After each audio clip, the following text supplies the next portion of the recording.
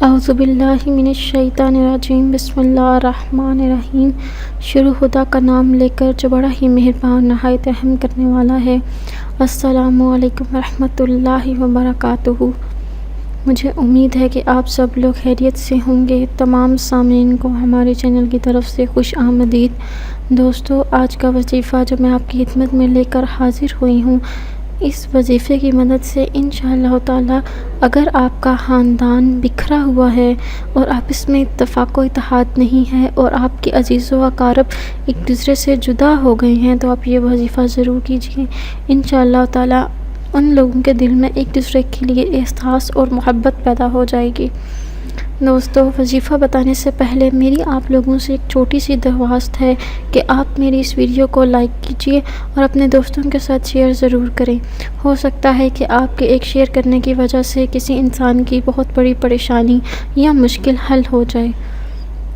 دوستو، میری آپ لوگوں سے ایک اور درخواست ہوگی کہ آپ میری چینل کو سبسکرائب کر لیں۔ چینل کو سبسکرائب کرتے ہی آپ کو میری ہر آنے والی ایک نئی ویڈیو کا اپڈیٹ ملتا رہے گا۔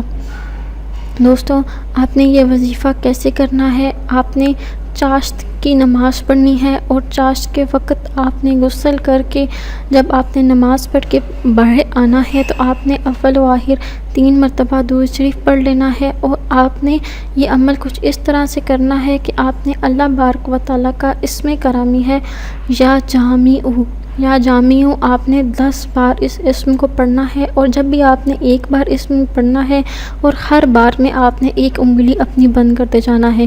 پھر اس طرح جب آپ 10 دفعہ یہ اسم پڑھ لیں گے تو آپ کی دونوں ہاتھوں کی دونوں انگلیاں بند ہو جائیں گی، مٹھی میں تبدیل ہو جائیں گی۔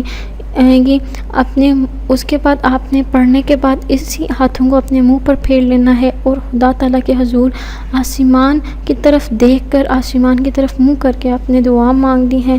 یعنی انشاءاللہ عز و جل تھوڑے ہی عرصے میں سب لوگ جمع ہو جائیں گے، ایک دوسرے کے ساتھ رہنے کے لیے راضی ہو جائیں گے، دوسرے کے دل میں ان کے لیے احساس پیدا ہو جائے گا۔ میری دعا ہے کہ اللہ پاک امت مسلمہ میں اتفاق و اتحاد قائم رکھیں اور انہیں ایک دوسرے کے ساتھ رہنے کی توفیق عطا فرمائیں، آمین۔ انشاءاللہ آپ سے پھر ملاقات ہوگی ایک نئی وظیفے میں، ایک نئی ویڈیو کے ساتھ۔ تب تک کے لیے اللہ حافظ۔